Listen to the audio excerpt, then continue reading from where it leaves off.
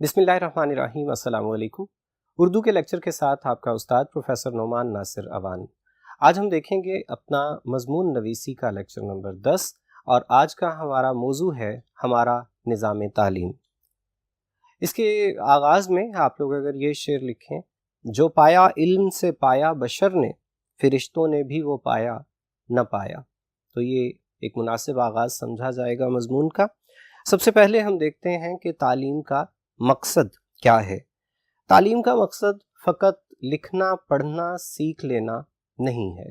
तालीम का मकसद है इंसान को ज़िंदगी का शऊर देना, उसे भले और बुरे की तमीज़ सिखाना, इंसान को उसके ज़िंदगी के मकासद और फ़राइज़ और हुकूक से आगाह करना।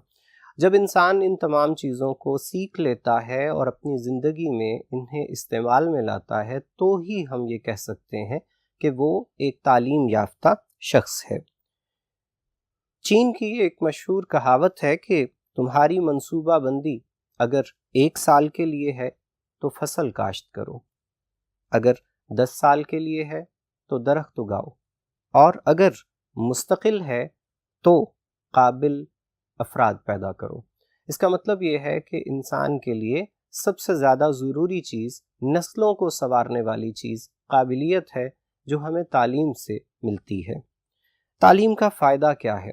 तालीम का फ़ायदा है कि इंसान के अंदर अल्लाह ताला की अता करदा सलाहियतों को निखारना, उनको परवान चढ़ाना और इंसान के सीरत व किरदार की तामीर करना और उसे माशरे के लिए एक कारआमद शहरी बनाना। अगर इंसान अपनी इन सलाहियतों से उन्हें पहचानते हुए उनसे दुरुस्त तौर पर, मस्बत तौर पर काम लेता है, तो हम ये कह सकते हैं कि उसने तालीम का सही मानों में फ़ायदा उठा लिया है। याद रखना चाहिए, अफराद की तरबियत ही अक़वाम की तरबियत हुआ करती है। जैसा कि हज़रत इकबाल ने भी फरमाया था कि अफराद के हाथों में है अक़वाम की तकदीर, हर फर्द है मिल्लत के मुक़द्दर का सितारा। तो अगर अफराद को अच्छी तालीम व तरबियत दी जाएगी तो यकीनन वो कौम भी अच्छी और तरबियत याफ्ता कौम कहला सकेगी।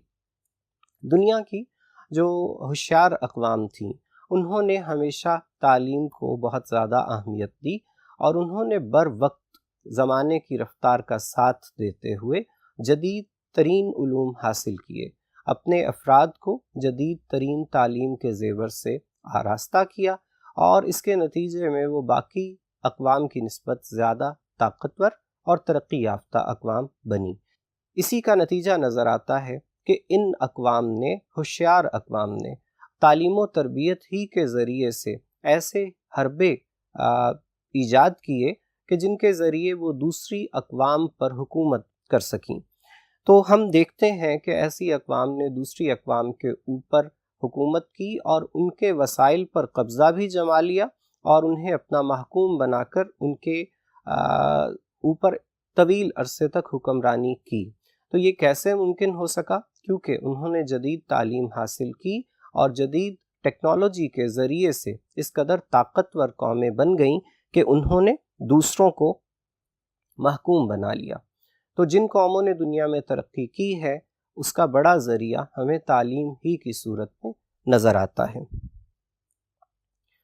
इसी को अगर आगे बढ़ाया जाए तो हम देखते हैं कि हमारे यहाँ कौन सा निज़ाम तालीम राइज है। हमारे यहाँ अंग्रेज़ का बनाया हुआ निज़ाम तालीम राइज है, जिसके बारे में लॉर्ड मिकाले, जिसने हिंदुस्तान के निज़ाम तालीम की बुनियाद रखी थी, जदीद निज़ाम तालीम की, उसने ख़ुद क्या कहा था? उसने कहा था, हमें अपने महकमों से राब्ते के लिए तर्जुमान पैदा करना चाहिए। ये तर्जुमान ऐसे हों जो रंगो नस्ल और खून के एतबार से तो हिंदुस्तानी हों, लेकिन जहन और अखलाक के एतबार से अंग्रेज़ हों।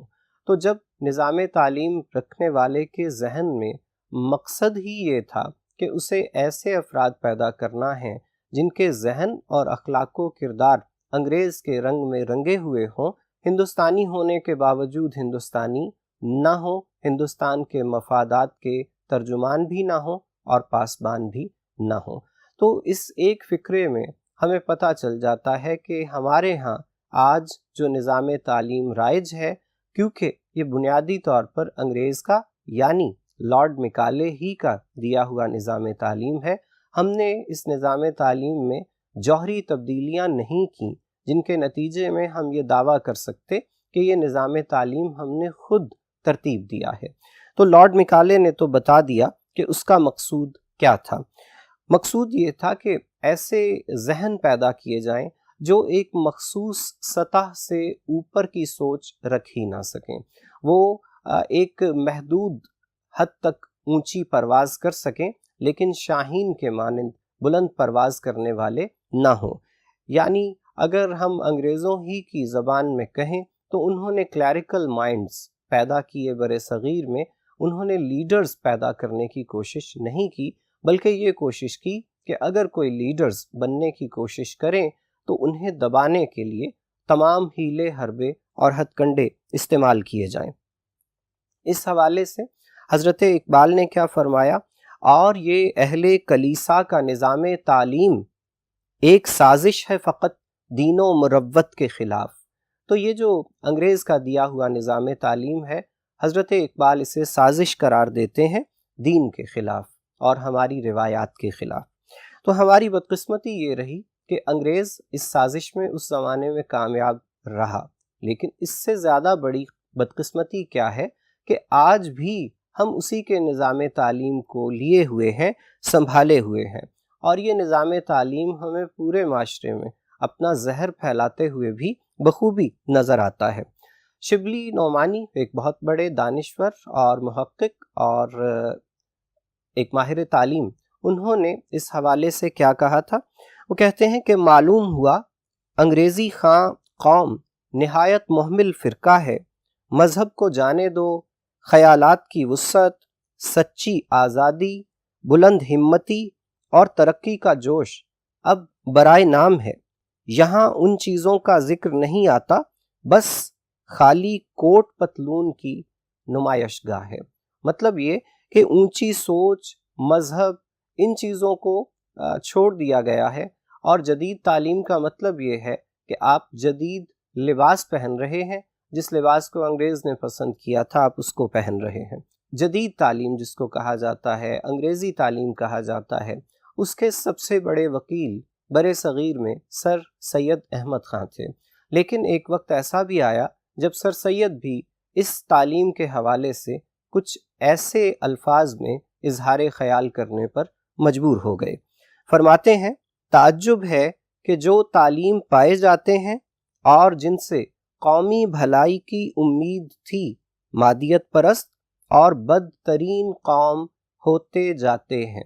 مطلب سر سید احمد خان کی نیک نیتی میں تو قطعاً شبہ نہیں، لیکن ایک اعتراف انہوں نے بھی کیا کہ ہم جس نظام تعلیم کے بارے میں یہ سوچ رہے تھے کہ یہ برِ صغیر کے لوگوں کو بلند سوچ عطا کرے گا اور ترقی عطا کرے گا، اس نظام تعلیم نے لوگوں کو بھلائی سے دور کر دیا ہے، اور جن لوگوں نے یہ تعلیم حاصل کی ہے وہ تو بدترین قوم بنتے جا رہے ہیں۔ کیوں؟ کہ ان کے اندر مادیت پرستی، مٹیریلزم بہت زیادہ ہو گئی ہے۔ تو ہم یہ کہہ سکتے ہیں کہ وہ نظام تعلیم جس کو پہچان لیا تھا سر سید نے، جس کو پہچان لیا تھا شبلی نعمانی نے، اور جس کو علامہ محمد اقبال نے پہچان لیا تھا، بدقسمتی سے آج بھی ہمارے ہاں بڑی حد تک وہی نظام تعلیم رائج اور لاگو نظر آتا ہے۔ ہمارے نظام تعلیم کے حوالے سے بہت سے مسائل ہیں اور ان کی بہت سی وجوہات ہیں، لیکن ہم اگر اس کا ایک بہت بڑا الزام دیں افسر شاہی کو تو یہ غلط نہیں ہوگا۔ افسر شاہی سے مراد وہ سرکاری اہلکار ہیں کہ جنہوں نے انگریز سے تربیت حاصل کی تھی اور قیام پاکستان کے بعد وہ پاکستان میں اعلیٰ ترین عہدوں پہ فائز ہوئے۔ انہی لوگوں نے اس نظام تعلیم کو بالکل پہلے ہی کی طرح، انگریز کے دور ہی کی طرح یہاں پہ نافذ کر کے رکھا، لوگوں کے اوپر تھوپ کے رکھا۔ تو ہم یہ کہہ سکتے ہیں کہ افسر شاہی نے لوگوں کو جس طرح وہ خود انگریز کے غلام تھے، انگریز کے دور میں اس کی غلامی خوشی سے کرتے تھے، انہوں نے اسی کے نظام کو جاری رکھا اور اب انہوں نے خود انگریز کی جگہ لے لی اور عوام کو اپنی جگہ دے دی۔ ہم یہ کہہ سکتے ہیں کہ انہوں نے افسر اور ایک سائل کے درمیان فاصلہ قائم رکھنے کے لیے اس نظام تعلیم کو بہتر بنانے کے بجائے اسے ہو بہو، یا اگر یہ کہا جائے کہ اس کو بدتر بنانے میں اپنا کردار ادا کیا تو یہ غلط نہیں ہوگا۔ اس میں کچھ شک نہیں کہ بہت سے افسران نے اس سلسلے میں اپنی کوششیں کیں، لیکن چونکہ وہ تعداد میں کم تھے اس لیے وہ اپنی بات کو منوانے میں ناکام رہے، اور اکثریت جس سوچ کی حامل تھی ہمیں اسی سوچ کے تحت آج کا نظام تعلیم نظر آتا ہے۔ تو جن لوگوں کے پاس اختیارات تھے وہ یہ سارا کچھ کر سکتے تھے، وہ نظام تعلیم کو بہتر بنا سکتے تھے، ان لوگوں نے اس انداز میں اپنا کردار بدقسمتی سے ادا نہیں کیا۔ ان لوگوں کو قدرت نے موقع دیا، اختیار دیا، لیکن انہوں نے اس سلسلے میں اپنا اہم کردار ادا کرنے کا موقع ہاتھوں سے گوا دیا۔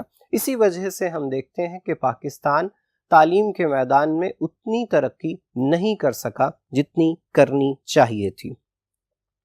ہمارے ہاں دعوے تو بہت بلند بانگ کیے جاتے ہیں، لیکن اگر حقیقت کو دیکھیے تو ہم نے تعلیم کے شعبے کو سب سے زیادہ نظر انداز کیا ہے، جس کی ایک بہت بڑی مثال ہمیں اس صورت میں نظر آتی ہے کہ آپ بجٹ یعنی اخراجات کے اعداد و شمار کو دیکھیے تو ہمیں جن شعبوں پہ سب سے کم رقم خرچ ہوتے ہوئے نظر آتی ہے ان میں تعلیم کا شعبہ نمایاں ہوگا۔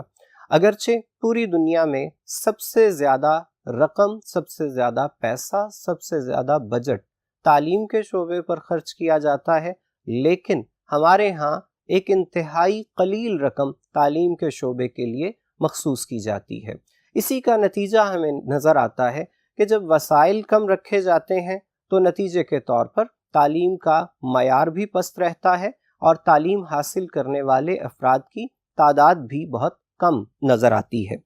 تو اسی کا نتیجہ ہے کہ جو لوگ تعلیم حاصل کرتے ہیں ان کی زندگی کا محور و مقصد فقط یہی ہوتا ہے کہ وہ اچھی نوکری، اچھا روزگار حاصل کریں، اچھی آمدن ہو سکے اور وہ ایک پرسکون، نسبتاً پرسکون زندگی گزارتے ہوئے دنیا سے رخصت ہو جائیں۔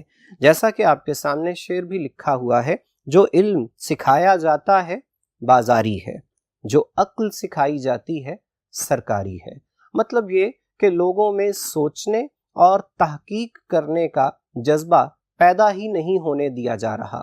تو دعوے تو بہت اونچے اونچے کیے جاتے ہیں، لیکن نظام تعلیم کو اتنی جدت نہیں دی جا سکی جتنی دی جانی چاہیے تھی، جتنی دی جا سکتی تھی۔ ہمارے نظام تعلیم میں ہم اسلامی جمہوریہ پاکستان ہیں، اصولی طور پر تو سب سے زیادہ اہمیت ہمارے نصاب میں اسلام ہی کو دی جانی چاہیے، اسلامی تعلیمات کو اور اسلامی اقدار کو سب سے زیادہ نمایاں جگہ دی جانی چاہیے۔ لیکن بدقسمتی سے ہمارے ہاں اگر کسی ایک مضمون کو جدید تعلیم کے شعبوں میں نظر انداز کیا گیا ہے سب سے زیادہ، تو وہ اسلامی تعلیم ہی کا شعبہ ہے، جس کی ایک مثال آپ یوں سمجھ لیجئے کہ ہمارے نظام تعلیم میں اگر سائنسز کے نمبر 100 ہوتے ہیں اور دیگر جو آرٹس کے شعبے ہیں ان کے نمبر 100 ہوتے ہیں، تو اس کے مقابلے میں ہمیں فقط 50 نمبر کا ایک مضمون اسلامیات کا نظر آتا ہے۔ یہ ہماری ترجیحات کا ایک بہت بڑا روشن واضح ثبوت ہے کہ ہم نے اپنا ذہن کیسا بنا رکھا ہے کہ ہمارے نزدیک اسلام کی اور اسلامی علوم کی اہمیت باقی علوم سے زیادہ ہونا تو دور کی بات، ہم نے ان سے نصف توجہ دے رکھی ہے، نصف اہمیت دے رکھی ہے اسلامی تعلیمات کو۔ تو یہ کسی ایسے ملک کے لیے جس کے نام سے پہلے اسلامی جمہوریہ لکھا جاتا ہے، یہ ایک بدقسمتی کی صورت حالات ہے۔ جیسا کہ آپ کے سامنے شعر بھی لکھا ہوا ہے کہ گلا تو گھونٹ دیا اہل مدرسہ نے تیرا، کہاں سے آئے صدا لا الہ الا اللہ۔ تو دینی تعلیم پہ توجہ کی ہی نہیں جا رہی، جیسا کہ سب سے زیادہ میں نے عرض کیا کہ سب سے زیادہ توجہ اس شعبے پہ دی جانی چاہیے تھی، لیکن ایسا نہیں ہوا۔ ہمارے ہاں تعلیم کے شعبے کے ترقی نہ کرنے کی بہت سی وجوہ میں سے ایک وجہ ہمیں جاگیردارانہ ذہنیت کی صورت میں بھی نظر آتی ہے، کیونکہ جاگیردارانہ ذہنیت رکھنے والے بہت سے لوگوں کو، شاید سب کو تو نہیں لیکن ایک بڑی تعداد کو، ایسے مزارعین کی اور حاریوں کی ضرورت ہوتی ہے کہ جو بلا چون و چرا ان کی خدمت سر انجام دے سکیں، اور ظاہر ہے کہ وہ شخص جو تعلیم حاصل کر لیتا ہے اس کے لیے ممکن نہیں رہتا کہ وہ غلامی کر سکے، وہ اپنی سوچ رکھتا ہے، وہ اپنے ذہن سے سوچنا شروع کر دیتا ہے، اور یہ بات جاگیردارانہ ذہنیت رکھنے والے لوگوں کے لیے کسی صورت قابل قبول نہیں ہوا کرتی۔ لہٰذا ایسے لوگوں نے ہمیشہ تعلیم دشمنی کا مظاہرہ کیا اور اپنے علاقوں میں تعلیم کے وسائل کو ہمیشہ ضائع کرنے پہ توجہ رکھی۔ اس کی ایک مثال آپ نے شاید سن بھی رکھی ہوگی کہ ایک بار ایک ڈیپٹی کمشنر کے پاس ایک صاحب آئے اور انہوں نے آ کے کہا کہ میں فلاں گاؤں میں اسکول بنوانا چاہتا ہوں۔ ڈیپٹی کمشنر صاحب نے اس پہ خوشی کا اظہار کیا، اور کچھ روز کے بعد پتہ چلا کہ ایک اور صاحب تشریف لائے ہیں اور انہوں نے بھی کہا ہے کہ میں فلاں گاؤں میں اسکول بنوانا چاہتا ہوں۔ بعد میں پتہ چلا کہ وہ دونوں جاگیردار ایک دوسرے کے گاؤں میں اسکول بنوانے میں دلچسپی ظاہر کر رہے تھے، جس کا مطلب یہ تھا کہ اس کے گاؤں میں جب اسکول بنے گا تو وہاں کے لوگ تعلیم حاصل کرنے کے بعد اس کی غلامی ترک کر دیں گے۔ جب دوسرے کو اس بات کا پتہ چلا تو اس نے آ کے کہا کہ میں خرچہ اٹھاتا ہوں اس کے گاؤں میں اسکول بنوانے کا، اور جب دونوں کو اس صورت حالات کا اندازہ ہوا تو دونوں نے آپس میں صلح کر لی اور ایک دوسرے کے گاؤں میں اسکول بنوانے کے ارادے کو ترک کر دیا۔ اس سے ہمیں اندازہ ہو جاتا ہے کہ کیسے کیسے زبردست ذہن کے لوگ ہیں کہ جو تعلیم کے خلاف کیسی منظم سازشیں کرتے ہیں اور تعلیم کو کیسا دشمن سمجھتے ہیں اپنا اور اپنے جیسے دوسرے لوگوں کا۔ یقیناً بہت سے اچھے لوگ بھی موجود ہیں جو تعلیم کے دوست ہیں، لیکن بدقسمتی سے اکثریت تعلیم دشمنوں کی ہے، جن کی وجہ سے ہمیں صورت حالات کی خرابی میں ان کا حصہ نظر آتا ہے۔ ایک اور چیز، ہمارے ہاں ایک عجیب و غریب نام کے اسکول بھی دیکھنے میں آتے ہیں جنہیں انگریزی میں گھوسٹ اسکولز اور اردو میں بھوت اسکول کہا جا سکتا ہے۔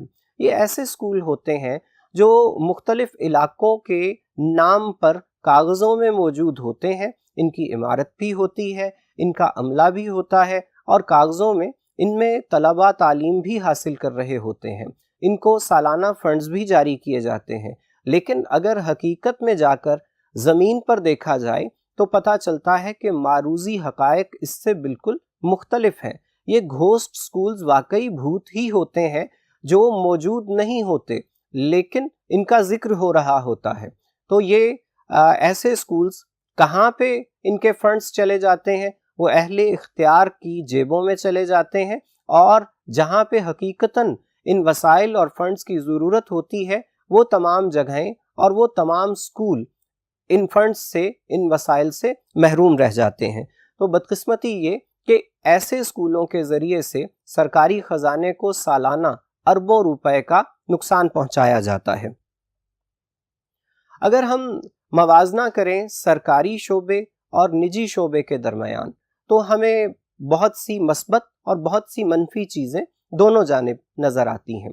سرکاری اسکولوں کے پاس وسائل اس لیے زیادہ ہو سکتے ہیں کہ حکومت کے پاس وسائل ہوتے ہیں۔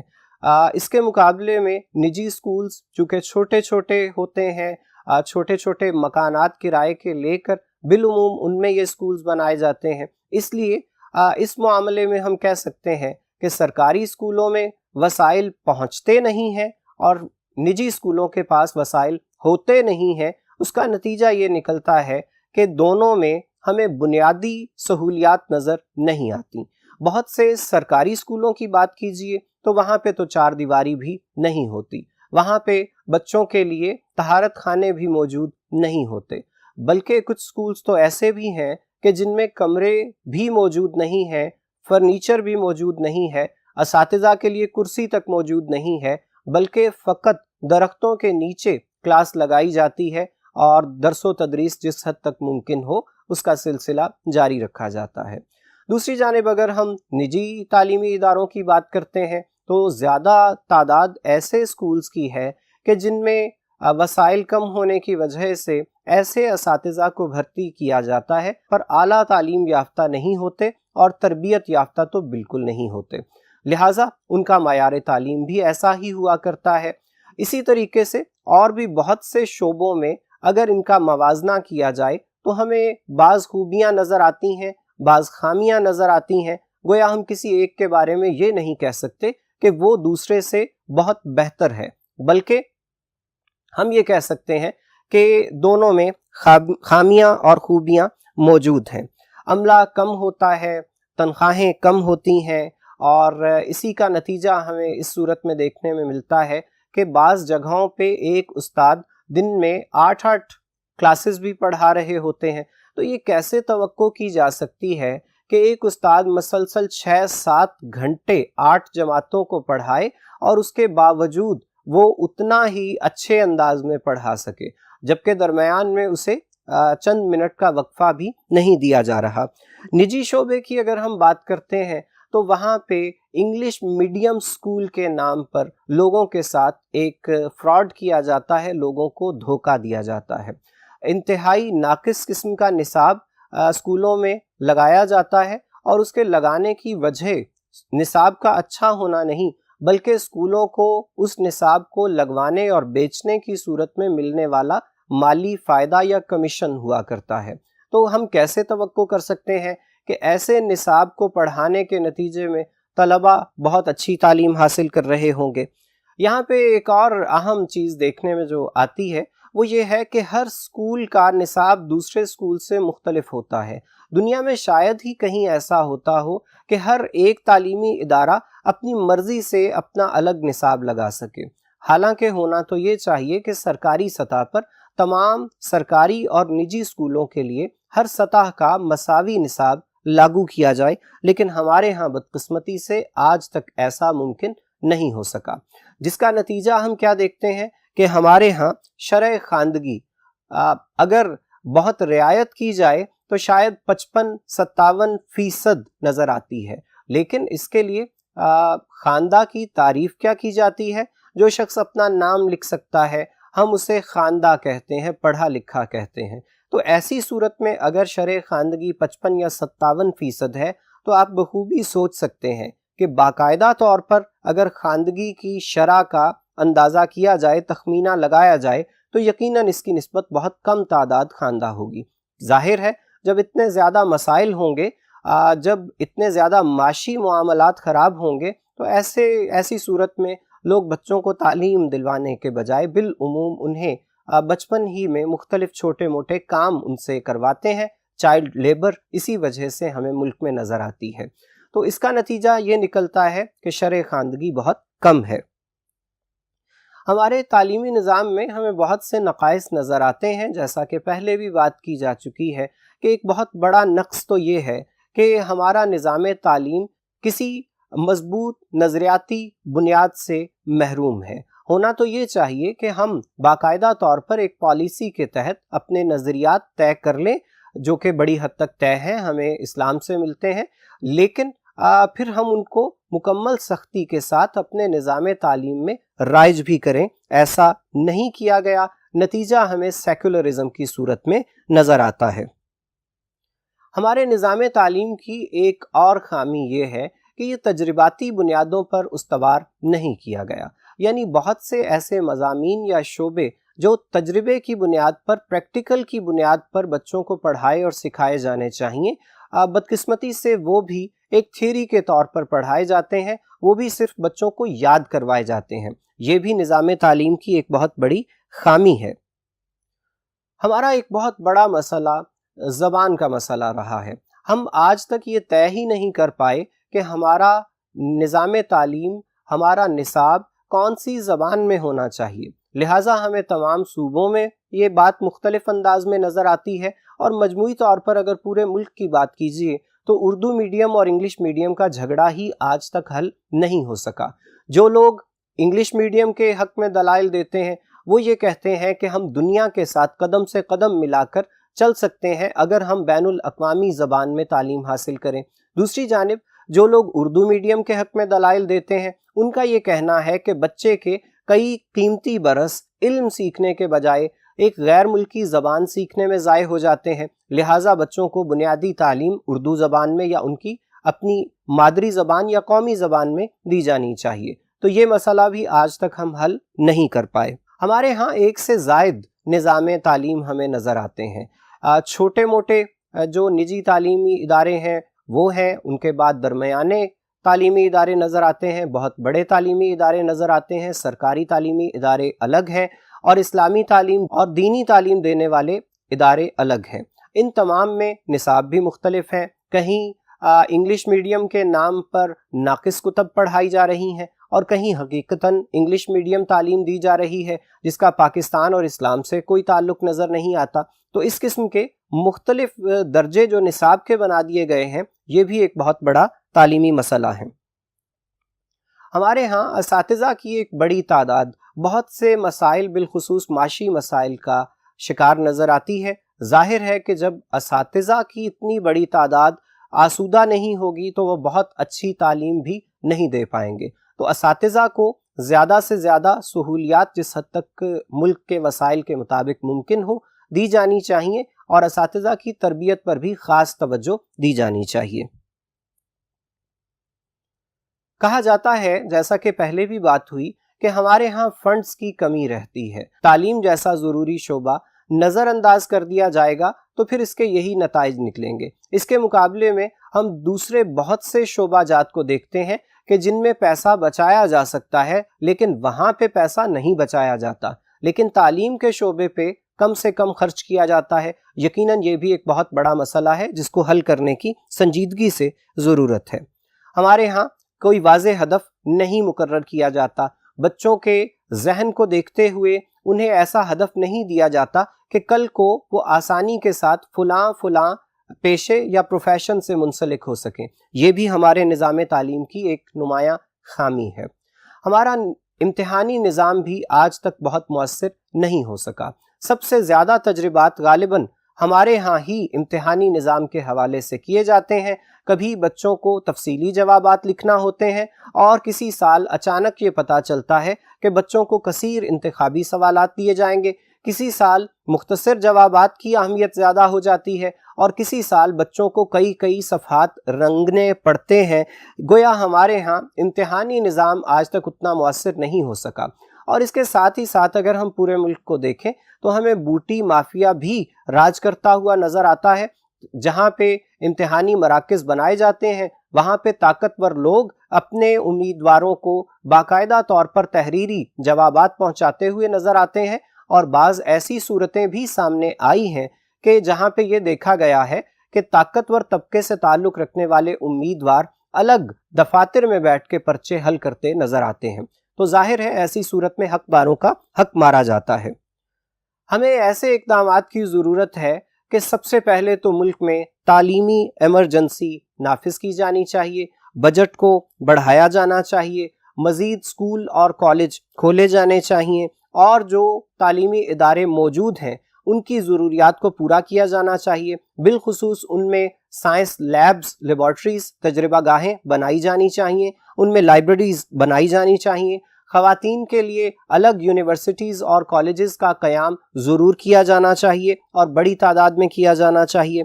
اور صوبائی اور قومی زبانوں میں اگر تعلیم کا آغاز کر دیا جائے تو یقیناً اس کے بھی مثبت نتائج دیکھنے میں آ سکتے ہیں۔